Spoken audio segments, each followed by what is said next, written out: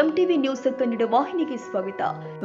ಬೆಳಗಾವಿ ನೆಹರು ನಗರದ ಕೆಎಲ್ಇ ವೈದ್ಯಕೀಯ ಮಹಾವಿದ್ಯಾಲಯದ ವಿದ್ಯಾರ್ಥಿಗಳು ಜಿರಗೆ ಸಭಾಂಗಣದಲ್ಲಿ ಕ್ಯಾಟ್ ವಾಕ್ ನಡೆಸಿ ನೋಡುಗರ ಗಮನ ಸೆಳೆದಿದ್ದಾರೆ. ಕೆಎಲ್ಇ ವೈದ್ಯಕೀಯ ಮಹಾವಿದ್ಯಾಲಯದ ವಿದ್ಯಾರ್ಥಿಗಳು ವಿಭಿನ್ನ ರೀತಿಯಲ್ಲಿ ಉಡುಪು ಧರಿಸಿ ಕ್ಯಾಟ್ ವಾಕ್ ಮಾಡಿದ್ದು ನೋಡುಗರ ಗಮನ ಸೆಳೆದಿತ್ತು.